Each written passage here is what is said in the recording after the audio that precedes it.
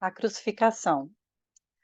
Eles levaram Jesus, carregando sua cruz, ele rumou para o lugar chamado Colina da Caveira, em aramaico Gólgota, onde o crucificaram, e com ele 2 outros, um de cada lado, Jesus no meio. Pilatos mandou escrever uma placa com os seguintes dizeres: Jesus o Nazareno, rei dos judeus. Muitos dos judeus leram a placa porque o lugar em que Jesus foi crucificado ficava próximo da cidade. Os dizeres estavam em aramaico, latim e grego. Os principais sacerdotes foram reclamar com Pilatos: não escreva o rei dos judeus. Escreva assim: este homem disse ser o rei dos judeus. Pilatos respondeu: o que escrevi, escrevi. Quando crucificaram, os soldados romanos tomaram as roupas dele e as dividiram em 4 partes, uma parte para cada soldado. Mas o manto era sem costura, uma única peça de tecido, e eles disseram: não vamos rasgá-lo, vamos fazer um sorteio para ver quem fica com ele. Isso confirmou as escrituras, que dizem: eles dividiram minhas roupas entre si e fizeram sorteio pela minha capa. Os soldados validaram as escrituras. Enquanto os soldados cuidavam deles mesmos, a mãe de Jesus, a tia dele, Maria, esposa de Clopas, e Maria Madalena permaneceram ao pé da cruz. Jesus viu sua mãe e o discípulo a quem ele amava perto dela. Ele disse à sua mãe: mulher, aí está seu filho. E disse ao discípulo: aí está sua mãe. A partir daquele momento, o discípulo a aceitou como mãe. Vendo que tudo havia acontecido para que os registros das Escrituras pudessem se cumprir, Jesus disse: estou com sede. Havia uma caneca de vinagre ali. Alguém mergulhou uma esponja no vinagre, espetou-a numa lança e a levantou até sua boca. Depois de provar o vinagre, Jesus disse: está feito, encerrado. E curvando a cabeça, entregou o espírito. Era o dia de preparação para o sábado, por isso nenhum corpo podia permanecer na cruz no sábado, um dia especialmente sagrado naquele ano. Os judeus pediram a Pilatos que as pernas dos condenados fossem quebradas para apressar a morte deles, a fim de que os corpos pudessem ser retirados. Então os soldados quebraram as pernas do primeiro homem crucificado com Jesus e depois do outro. Quando se aproximaram de Jesus, viram que ele já estava morto. Por isso não quebraram suas pernas. Um dos soldados cortou o lado de Jesus com sua lança, e do ferimento jorraram sangue e água. Uma testemunha ocular dessas coisas apresentou um relatório preciso. Ele mesmo viu e está contando a verdade para que vocês também possam crer. Isso também confirmava as Escrituras. Nenhum do osso do seu corpo foi quebrado. Essa outra passagem também. Eles olharam aquele a quem transpassaram. Depois de tudo isso, José de Arimateia, um discípulo de Jesus, mas às ocultas, porque tinha medo dos judeus, pediu a Pilatos o corpo de Jesus. Pilatos deu permissão e José levou o corpo. Nicodemos, que tinha ido conversar com Jesus de noite, apareceu agora em plena luz do dia, carregando uma mistura de mirra e aloés que pesava cerca de 35 quilos. Eles pegaram o corpo de Jesus e, de acordo com a tradição judaica de sepultamento, envolveram-no em linho com as especiarias. Havia um jardim perto do lugar onde ele havia sido crucificado, e no jardim um sepulcro novo, no qual ninguém havia sido ainda sepultado. Então, por ser a preparação para o sábado e por estar o sepulcro pronto, deixaram o corpo de Jesus ali.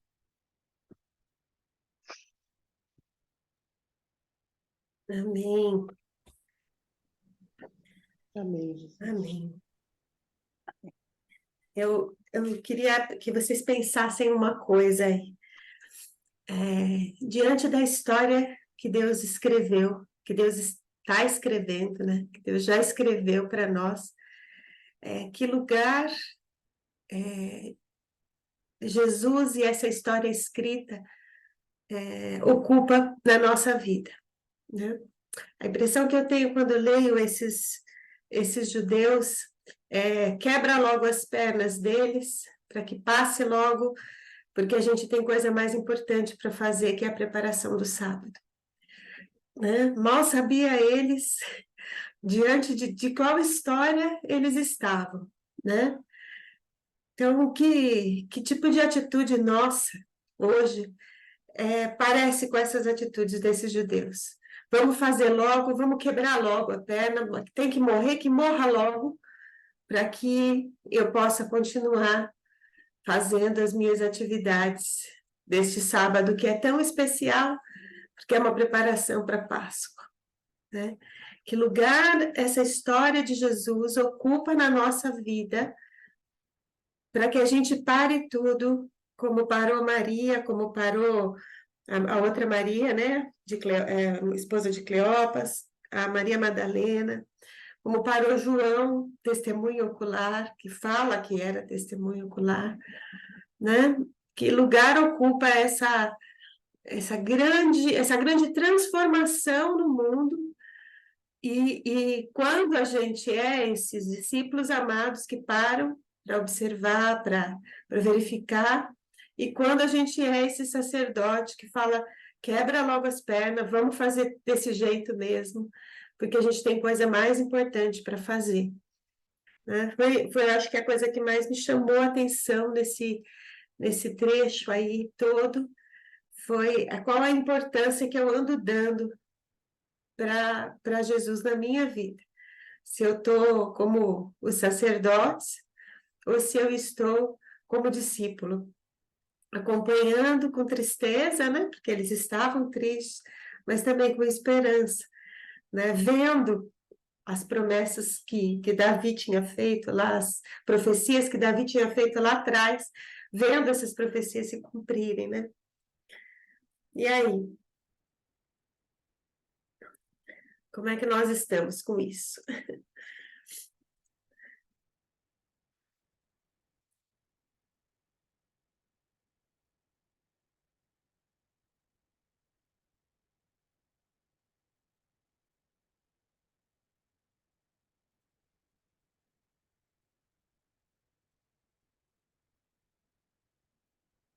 Ou o que chamou a atenção de vocês nesse texto? O que vocês gostariam de trazer desse texto?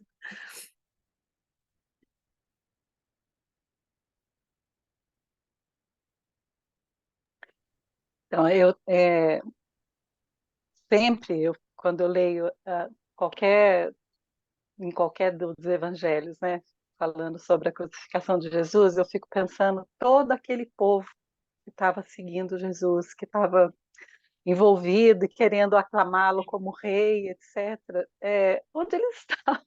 Onde eles estavam? Que na hora que o povo estava gritando crucifica, eles não fizeram nada, né? Então eu fico pensando Mara, que às vezes fico tão indignada com as coisas que estão acontecendo, mas também não faço nada, só fico indignada e não vou lá dizer que eu não concordo, né? Porque não era poucas as pessoas, era uma multidão, né?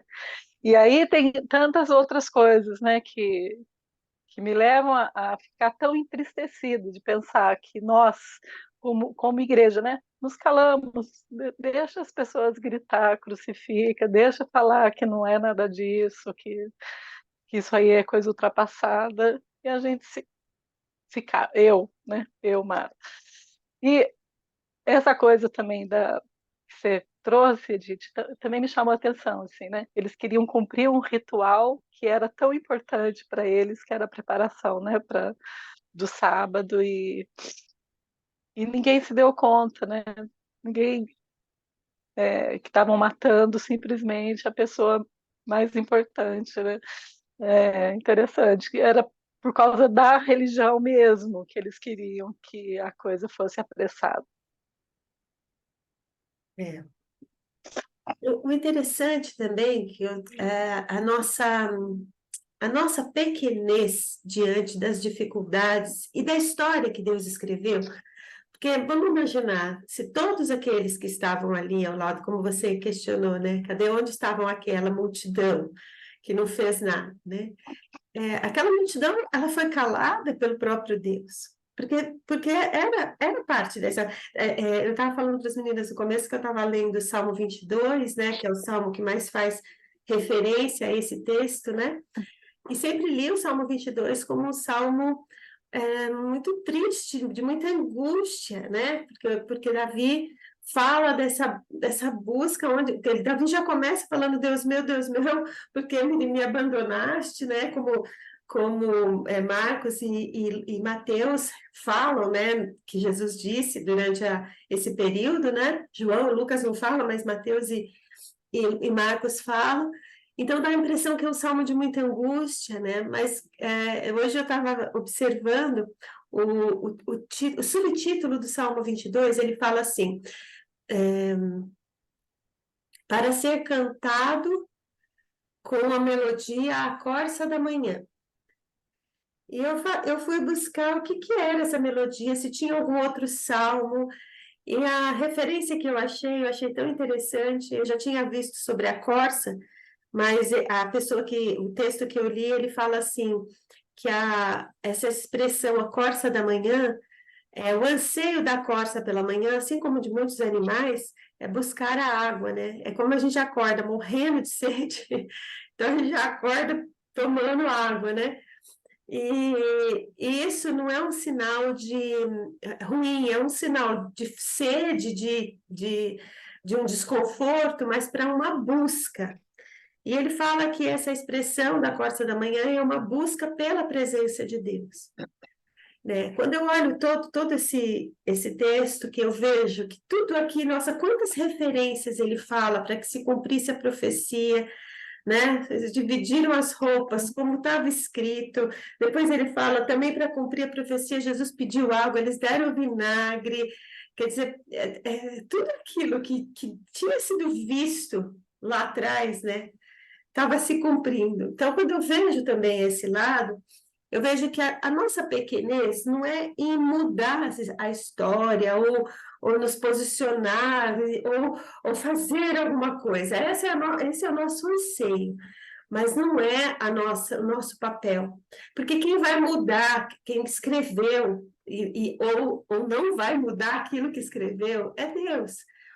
A diferença que eu percebo aqui é como a gente se porta diante da história que Deus escreveu.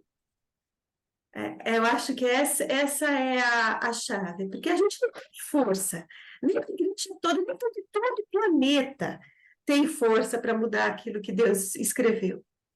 Mas como a gente encara a história que Deus escreveu, tanto para nós como para essa humanidade, né? E aqui o que eu achei bonita foi a postura dessas mulheres e de João. Eles acompanharam. Eles também estavam gritando lá, isso é injusto, vamos para as ruas, vamos, sabe? Eles estavam fazendo isso. Eles só estavam acompanhando e crendo, né? E ali triste, claro que eles estavam tristes, mas eles estavam ali, ao lado de Deus, observando o que Deus estava fazendo, né? E os sacerdotes aí, os fariseus, eles estavam preocupados com o dia deles. Eu acho que essa é a questão interessante. Se a gente se preocupa só com o nosso dia, só com os nossos afazeres, um Deus que só vai cumprir aquilo que a gente precisa para o nosso dia, ou se a gente está atento, vendo a história que Deus está escrevendo. E sendo José de Arimateia que pega o corpo, sendo Nicodemos que sai do conforto da noite para o dia com 35 quilos ou 35 litros de óleo para perfumar esse corpo, né? Sendo esse discípulo que acompanha e participa da história que Deus está escrevendo. Né? Nós não temos que escrever outra história. Não está na nossa mão escrever isso, nem a nossa própria. A gente tem as nossas escolhas, mas nem a nossa própria, né? Não adianta a gente ir para a rua, fazer, bater panela, sei lá o quê, lutar guerras santas. O que que essas guerras santas trouxeram para a humanidade? O que que elas trouxeram? Né? A nossa posição de confiança em Deus é olhar o que Deus está fazendo e nos colocar ao lado dele. Né? Fazendo coisas simples, como estando ao pé da cruz, como ouvindo, falando, olha, cuida da minha mãe para mim. É uma coisa simples, né? João só ouviu isso porque João estava ali, ao lado de Jesus, no pé da cruz. Porque Pedro, por exemplo, não ouviu isso que Pedro estava. Sem julgamento para Pedro, sem julgamento, nem elogio para João. Mas João não estava, e João não viu. Né? Nicodemos saiu das sombras e ele estava. Né? A gente pode sair das sombras e estar ao lado de Deus, vendo o que Deus está fazendo e pedindo para ele, Senhor, o que eu preciso fazer? O que eu preciso fazer? Não é uma revolta interior que eu vou mudar o mundo. É eu me posicionar ao lado de Deus e falar, Senhor, o que nessa situação eu posso fazer? Como eu posso ser aqui o seu braço, a sua mão, dentro dessa minha limitação, né? Até porque, Edith, eu acho que eles não sabiam, né? Eles não entendiam o que estava acontecendo, né? Assim, eu penso todos eles ali ao pé da cruz, sofrendo, mas sem saber, sem conseguir entender também. Meu, chegou nisso, né? Eu acho que eu entendo o que você fala, mas assim, eu penso que a nossa postura de ficar muito em silêncio, né? Às vezes eu acho que às vezes a igreja acaba se posicionando, inclusive, de forma inadequada. Era melhor ter ficado calada mesmo. Mas eu acho que eles não estavam também entendendo, eles estavam vivendo aquele momento na tristeza, ponto. É, Porque eles não conseguiam ver apesar de Jesus ter dito que ia morrer, quem fala quem ficou preocupado, inclusive, que ele disse que ia ressuscitar, foram os fariseus que foram lá e pediram para Pilatos, põe guardas lá, porque eles podem sumir com o corpo e falar que ele ressuscitou, porque esse homem falou que ia ressuscitar. Então, eu acho que quem estava preocupado porque os discípulos realmente que ficaram com ele esse tempo todo, nessa hora eles estavam realmente sem saber o que era aquilo, né? Que estava acontecendo. Isso é a minha opinião. e é mesmo, é mesmo. É assim como nós também. Nós não sabemos o que está acontecendo na história, nós não sabemos o que vai acontecer na história desse dia, né? Nós não sabemos. E a gente fala, mas era isso? Era para passar assim, desse jeito, né? Mas uma coisa interessante é que nós, assim como eles tinham as promessas. E nós temos as promessas, né? A diferença da nossa postura não é que a gente sabe o que aconteceu lá com Jesus, mas a gente não sabe da história que Deus escreveu para esse nosso dia, por exemplo. O que vai acontecer nesse dia? Nós não sabemos disso, né? Mas nós confiamos na promessa. Essas mulheres, elas não sabiam, elas não tinham ideia do que era esse ressuscitar, porque nunca ninguém tinha ressuscitado desse jeito, né? Tinha lá como um Lázaro, mas não como ele aqui, como ele fez sozinho, né? Glorificado, eterno. Eu não sabiam, mas elas acompanhavam porque elas confiavam no mestre. João acompanhou porque ele confiava no mestre, ele queria acompanhar, né? Eu acho que a gente não sabe, gente, quando vem um problema na nossa vida, quando a gente passa por uma dificuldade na nossa vida, assim, daquelas arrasadoras, a gente fala, olha, Jesus, eu não estou entendendo o que o senhor está fazendo. Eu não estou entendendo.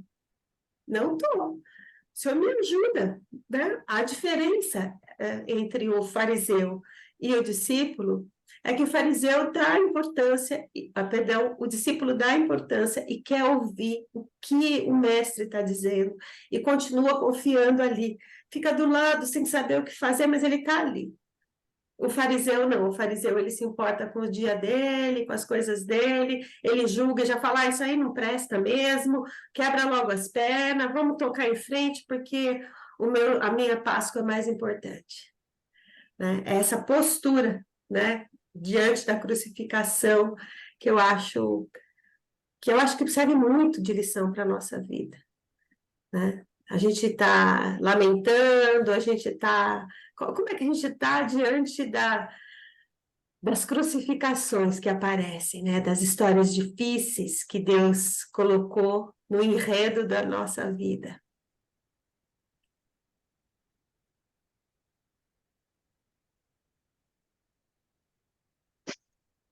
Esses dias a gente estava conversando aqui no grupo e a gente estava falando sobre a questão da soberania de Deus, né? E muitas vezes a gente entende como soberania de Deus quando as coisas boas acontecem conosco, né? Ah, estão debaixo da soberania de Deus, né? Deus é soberano para fazer as coisas, Deus é soberano para curar, Deus é soberano para nos dar uma vida assim boa. Mas também Deus é soberano em alguns momentos em que a gente tem que chorar, né? E às vezes a gente não entende isso, né? Não entende que a soberania de Deus está em todos os momentos, né? Quando eu falei isso uma vez, né? Você, a passagem do meu marido, né?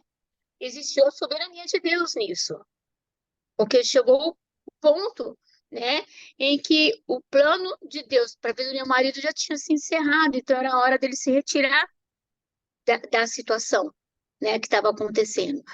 Então eu comecei a entender aí também que também aí existe a soberania de Deus, né?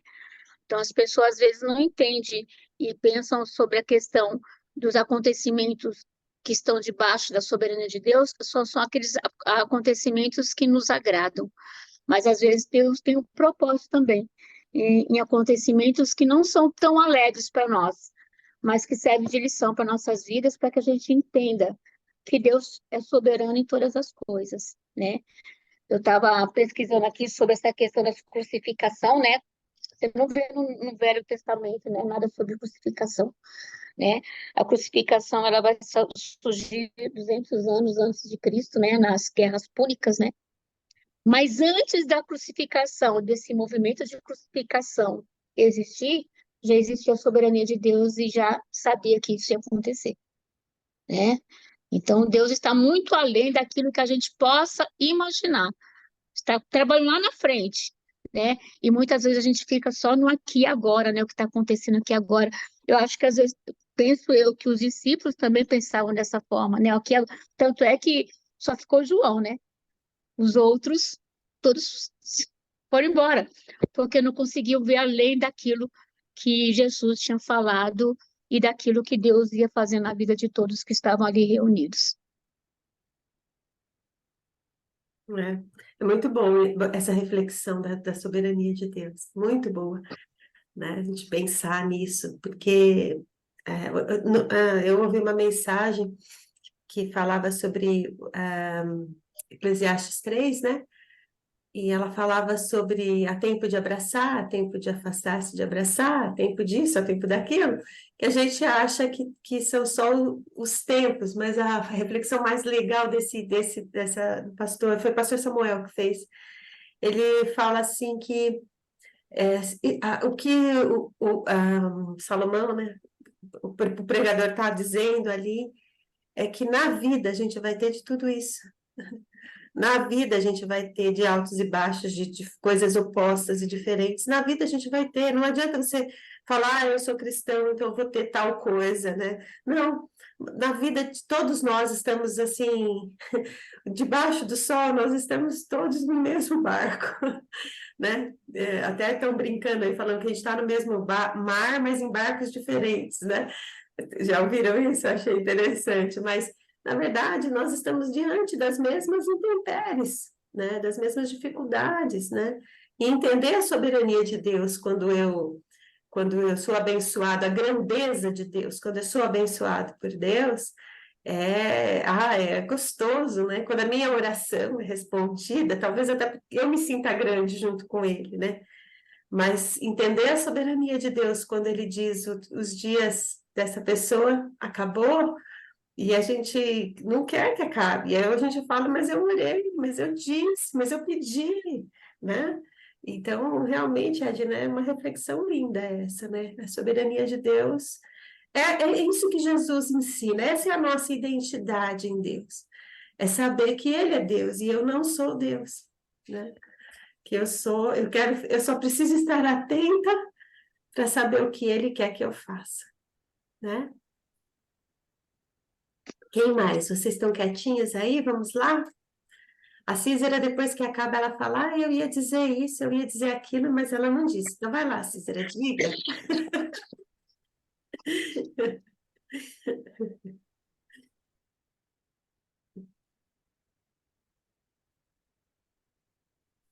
Vocês ficaram meio deprê, mas vamos pensar aí que esse texto triste, ele é como a corça, ele é um texto que nos deixa sedentas à procura da presença de Deus, né?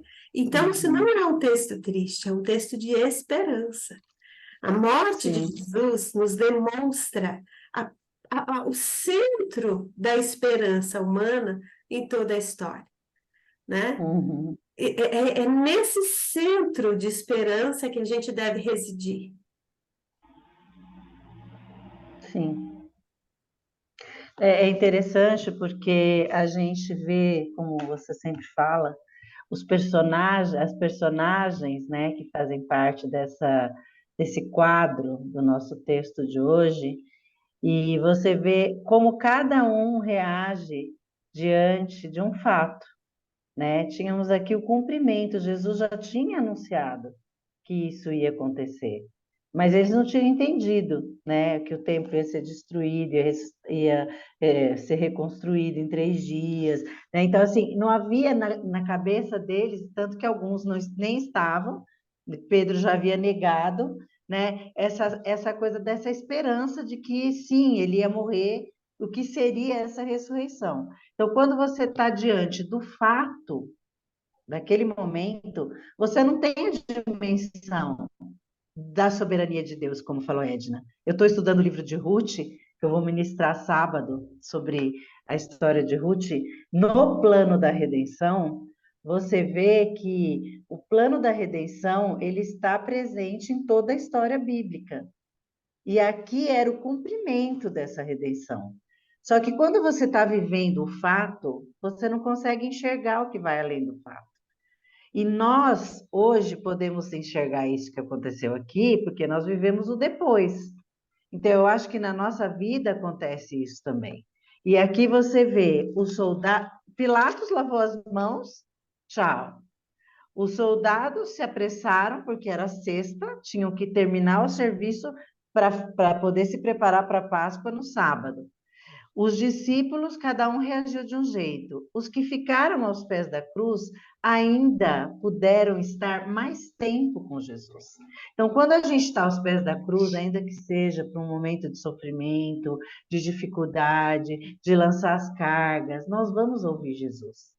E Jesus aqui ainda dá mais uma ordem aqui, mais um cuidado no pé da cruz. Quem sabe se Pedro estivesse aqui, Jesus ia falar para Pedro cuidar da mãe dele. Quem sabe se os irmãos dele estivessem aqui, ele tinha irmãos. Por que ele passou para João essa tarefa? Se ele tinha irmãos? Porque ele era o filho mais velho.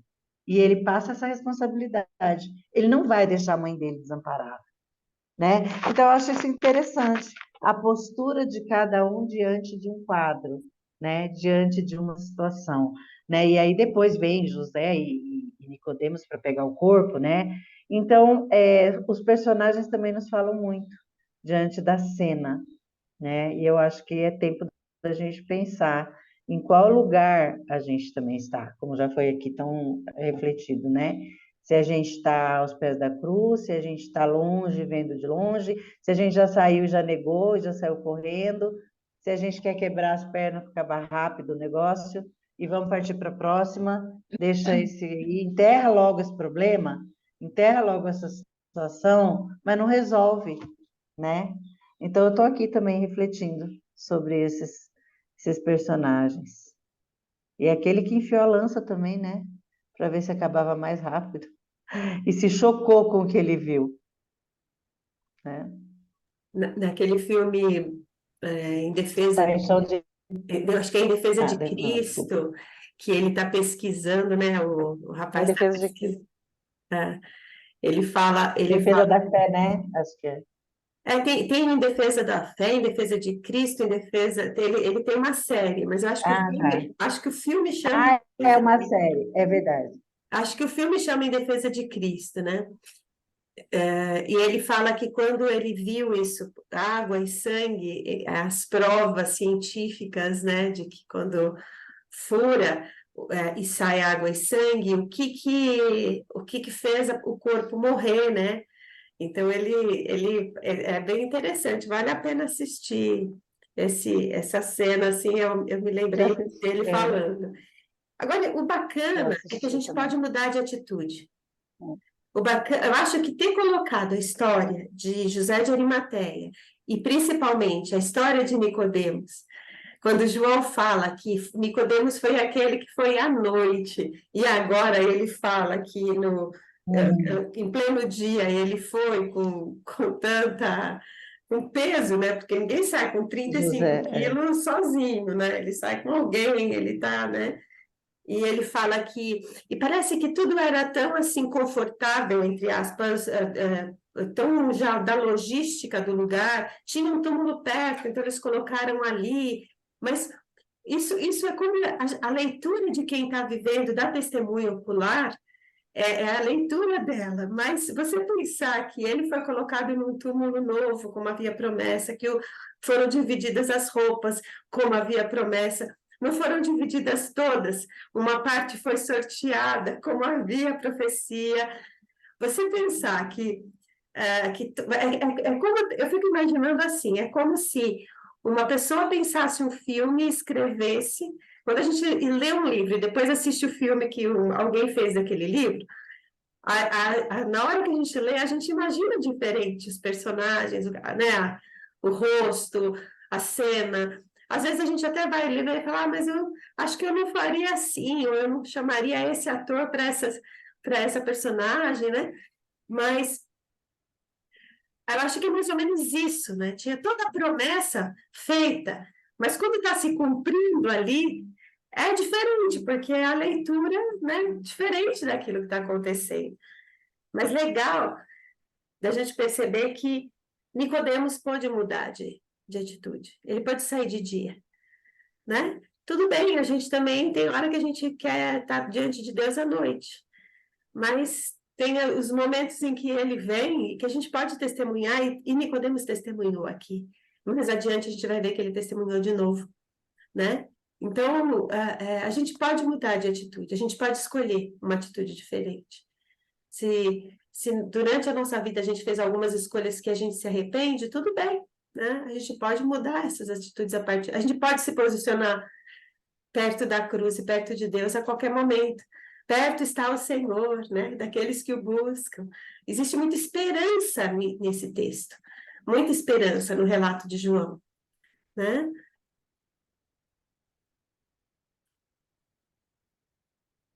É isso? Vocês estão quietinhas hoje aí? Mas alguém gostaria de trazer alguma coisa sobre esse texto? Achei bonitinho quando a Mara foi lendo e foi se emocionando, né, gente? A gente vai chorando junto. É muito bacana isso. Quando a Esther leu também, né? Ela, ela também se emocionou. Como que o Evangelho faz isso com a gente? Fala para mim. Quantas vezes você já leu esse texto, Mara? Quantas vezes, né? Mas eu sempre me emociono mesmo. Lembro de uma amiga que falava na Santa Ceia, ela repassava toda a crucificação de Jesus. Então, sempre que a gente ia fazer Santa Ceia no pequeno grupo, na BU, e ela fazia todo mundo relembrar exatamente como foi a crucificação de Jesus. Eu falava, gente, não tinha quem não chorasse, assim, de pensar tudo que ele sofreu, né? Realmente é muito triste, mas é como você falou, o texto tem que nos levar para o outro lado, né? Que se ele não tivesse passado por isso, se ele não tivesse feito tudo isso, não teria a ressurreição no domingo e a gente não teria esperança. Mas no momento que você tá lendo, né, e pensando tudo que ele sofreu por mim, pelo meu pecado, eu lembro que ela fazia questão de dizer, então, não foi o pecado deles, foi o seu, foi o meu, foi isso que ele estava carregando, né? Não foi só porque eles queriam crucificá-lo, né? Ele tinha que fazer para que a gente fosse salva. Mas é muito pesado mesmo, né? Muito triste. Bom dia, dá tempo da Estarzinha entrar por último? Ou se dá.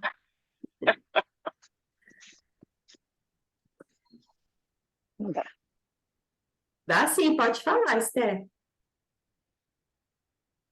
Não, eu tô com um delay aqui, porque eu tô com o celular hoje, porque eu tô com uma particularidade, então não deu para acessar pelo computador. Mas vamos lá, emocionante mesmo essa leitura hoje, porque nos transporta para o lugar. A gente, quando está só de ouvinte, tem outras sensações. É muito interessante, acho que quem entra, quando entra de ouvinte, deve saber do que eu estou falando. Mas uma coisa que o tempo todo me chamou a atenção, eu tive que fazer veio na minha cabeça um paralelo, né, na minha mente, que já está desde ontem, né, martelando aqui na minha cabeça.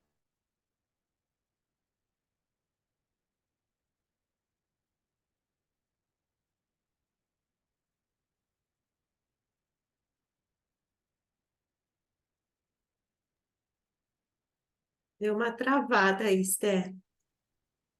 Deu travada mesmo. Voltou? Voltou. Então ele andava com os discípulos, contava parábolas para mostrar, nada mais era do que explicar todas as coisas que iam se suceder, inclusive o plano de salvação para cada um de nós. E ele falava assim: mas vocês não estão entendendo? Mas se vocês não estão entendendo essas coisas, como é que vocês vão entender as outras? Então, quando a gente falou aí, a Edna falou em soberania e os acontecimentos, a tristeza que vem, sim, foi pelo meu pecado, foi por mim, então a gente tem que chorar mesmo. Mas isso tudo tinha que acontecer, foi um acordo entre o pai e o filho. Eles concordaram que o filho tinha que vir, tinha que sofrer. Então, assim, o cara de coração duro, ele só talvez ficou um pouquinho mais duro para nem. Vamos logo quebrar as pernas. Vamos logo quebrar as pernas para acabar com esse negócio, porque eu sou religioso, o meu negócio é cumprir a tradição. Ele já era duro, só talvez nesse dia ele colocou uma dose a mais para tentar encerrar, mas como a profecia, como aquilo que Deus diz vai se cumprir, e isso é muito bom para a gente lembrar, nenhuma das pernas dele foi quebrada, então Jesus já tinha morrido. Expirou antes, né? Morreu antes, não é que ele morreu antes, ele morreu na hora que era para o cara não quebrar a perna dele. Então, assim, a gente não tem, como todas já falaram, entendimento das coisas que vão acontecer. Mesmo agora, sabendo, tem um monte de coisa que nós não sabemos, mas nada que o plano de Deus já traçado não, venha a falhar em algum momento. Então, qual que é meu descanso? Eu não consigo prever todas as coisas, mas o plano de Deus vai ser cumprido, ele não se frustra, e o plano dele é para a glória dele, independente do cara que queria quebrar as pernas de Jesus e dos outros, do religioso, do não religioso, de quem ficou lá, é, quem fugiu como daquela hora, como Pedro, né, que a gente dizia, aí, ou daqueles que estavam lá, independente das nossas atitudes, né? A gente entenda ou não, o nosso descanso é que para eles, para nós, o plano de Deus se cumpre e ele é perfeito. E o que a gente tem que lembrar, agora eu estou martelando isso na minha cabeça, mas você não está entendendo? Então, assim, em vez de ter medo, eu preciso ter fé, mesmo naquilo que, aliás, principalmente no que eu não estou entendendo. É isso. Amém. É isso. A esperança não é. A gente vive isso o evangelho inteiro, né? O evangelho inteiro a gente vive isso. A esperança não é a circunstância, né? A fé não está afirmada naquilo que eu vejo, né? A esperança é que está escrito, e nenhum tio vai ser mudado, nenhuma vírgula vai ser mudada. Então qual que é o meu papel? O meu papel é estar atento. Estar ao lado, estar atento, né? Estar perto, como disse a Angélica, estar aos pés da cruz, estar atento. Ah, mas isso aconteceu, isso é um desastre, isso é a coisa mais horrível que poderia acontecer. Bom, então vamos lá, vamos estar ao lado de Deus e vamos estar atentos. O que eu posso fazer nessa hora? Eu posso cuidar do corpo, eu posso falar, vou cuidar da sua mãe, eu posso, é isso, né? É não julgar nem os fatos, nem as pessoas, é simplesmente estar atento ao que Deus vai fazer e como eu posso ser parte do que Ele vai fazer, sem que eu tome a frente e faça aquilo que eu acho que eu tenho que fazer, sem que eu passe como um trator por cima dos outros, sem que eu quebre a perna para a coisa acontecer logo. Né? Quantas vezes a gente quer acelerar? Isso na Bíblia mesmo, desde Sara lá, desde Eva.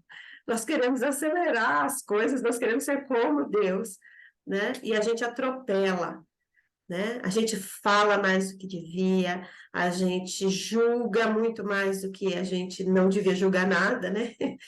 Então, tá atento. É esse lugar. Tem uma música que fala em teus braços é o meu descanso, não tem? Né? É estar o Salmo 131 lá. Estar lá nos braços do Senhor e atento. Fala, Senhor. Aqui o que eu vou fazer, Senhor? Aqui o que eu vou fazer? Senhor, mas essa notícia é pesada demais. Não sei o que eu faço com isso. Fala, Senhor. Fala para mim o que eu posso fazer de prático, o que eu posso fazer que demonstre a tua presença na vida dessa pessoa, a tua presença nessa circunstância.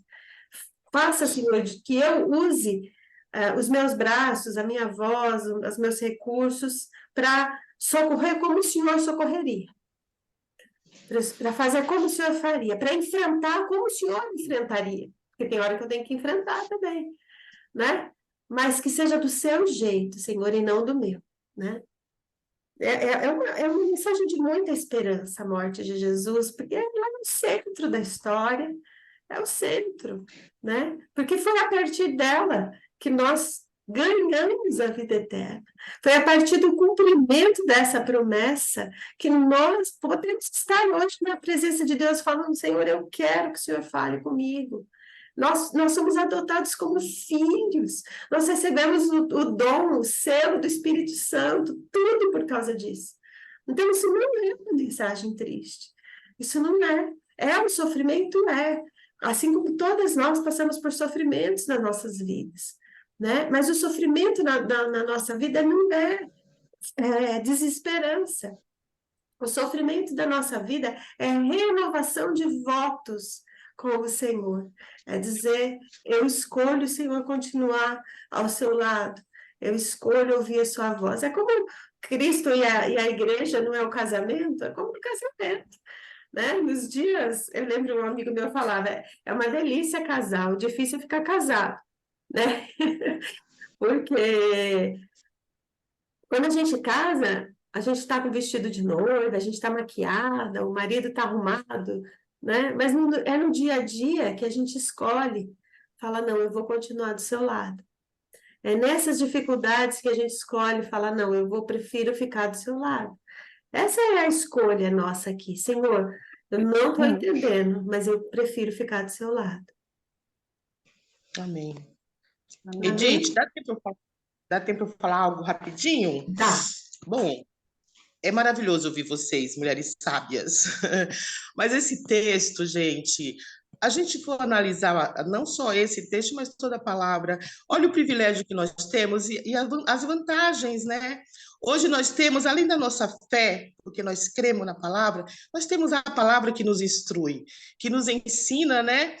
E é maravilhoso você ler e crer como está sendo, como foi, como é, porque o plano de Deus já foi formado, né? O plano de Deus já foi formado, Jesus está aí, cumpriu e está se indo, né? Nós sabemos qual que é o finalmente, e aquele que permanecer vai chegar sim ao encontro real com Jesus. E é maravilhoso, nós não podemos dar desculpa. Eu não sei como fazer, porque nós temos a receita na mão. Agora é crer e pôr em prática, confiar e realmente fazer a diferença, fazer aquilo que realmente é o que ele espera de cada um. Então, esses estudos, esses momentos, essa horinha aqui com vocês, é muito maravilhosa, é muito edificante para a minha vida, viu? Às vezes eu não participo muito, mas, assim, o que eu tenho sido instruída, o que eu tenho aprendido, eu só agradeço ao Senhor, viu? É um tema, é um texto que não tem como não se emocionar. Como a Mara, né? Na leitura aí se emociona, porque a gente vê sendo concretizado o que Jesus realmente veio fazer por mim, por vocês, né? Por nós. E a gente tem essa certeza desse amor, e ele quer que nós sejamos assim, parecidos com ele. Não, você começou a boa obra, termina. Porque o importante não é começar, mas é chegar ao final. Então, que ele nos fortaleça, né? Para que nós nos mantemos de pé, firmes, confiantes, e assim sendo instruídos por essa palavra, por essa receita, que é assim o verdadeiro significado, né? Do que vem fortalecendo a nossa fé, é cada vez que a gente abre aqui e ele fala conosco, né? Porque a gente sabe que é ele falando conosco. E glória a Deus, meninas. É isso. Amém. Amém. Bom, para encerrar, Amém. duas coisinhas. Uma só um destaque que a Dilza fez aí no chat, falando que foi escrito em 3 línguas, esse é o rei dos judeus, né? Nas principais línguas da época, né? E complementando o que a Rose disse, a gente pode lembrar lá de Apocalipse, ser fiel até a morte e dar-te-ei a coroa da vida, né? Mais importante do que começar uma história é saber terminar essa história, né? Então, é isso aí. Bom, Amém. quem é que vai orar hoje? Eu vou pedir para a Cícera, pode, Cí? Abre o microfone, Fia.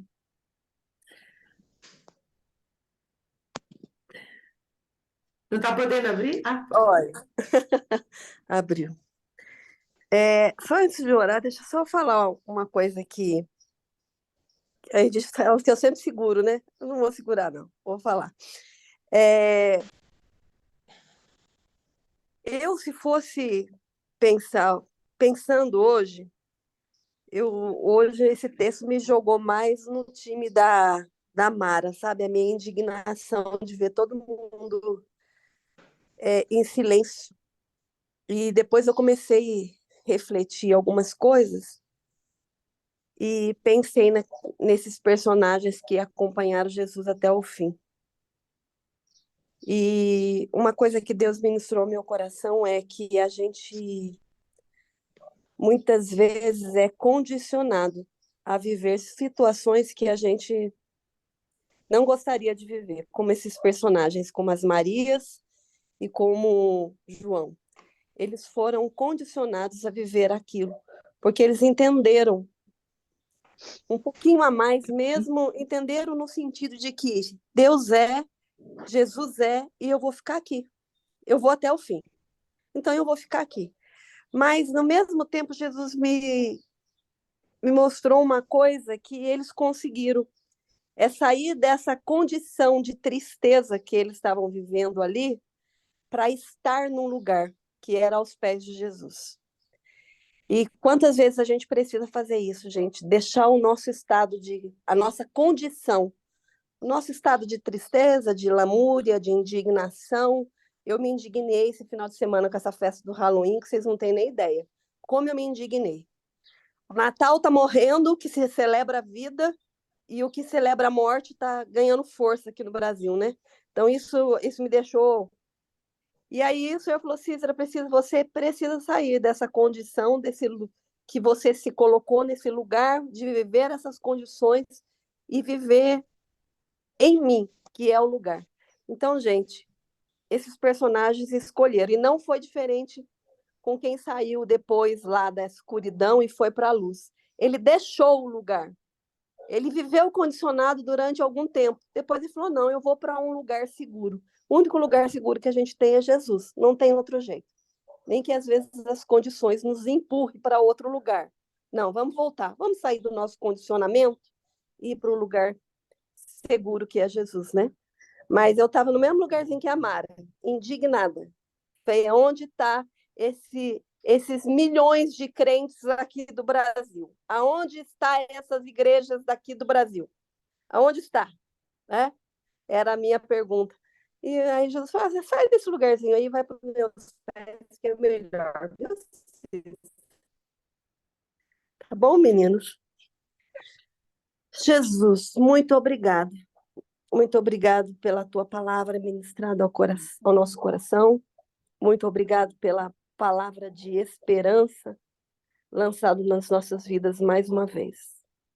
A verdade é, Jesus, que sem nos lembrar que existe esse lugar, fica tudo muito mais difícil, fica tudo muito mais pesado.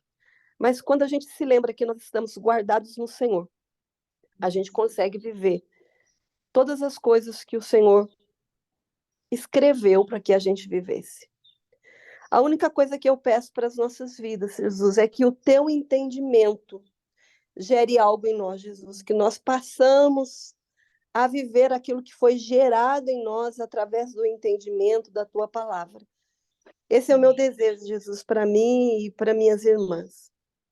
A gente está vivendo dias difíceis em tantas situações, com guerras pessoais nossas, com guerras íntimas nossas, que é coisa só nossa. Nós estamos vivendo guerras na nossa família, guerras espirituais, que muitas vezes a gente não sabe como lutar. Na maioria das vezes, a gente não sabe como lutar. Nós estamos vivendo guerra, Senhor, estamos guerreando com uma sociedade totalmente sem a tua presença e muitas vezes não sabemos nos posicionar. Mas às vezes precisamos estar ali, só nos seus pés. E entender que a história, quem já escreveu foi o Senhor. E que o Senhor não perde o controle de nada, nem das nossas vidas, nem da vida das nossas famílias, nem da vida da humanidade. O Senhor não perdeu e nem vai perder o controle nunca. E essa tem que ser a nossa esperança. Então, Senhor, nos ajuda a fazer só aquilo que é preciso. Lhe acompanhar em tudo. Estar rendidos ali aos teus pés em todos os momentos.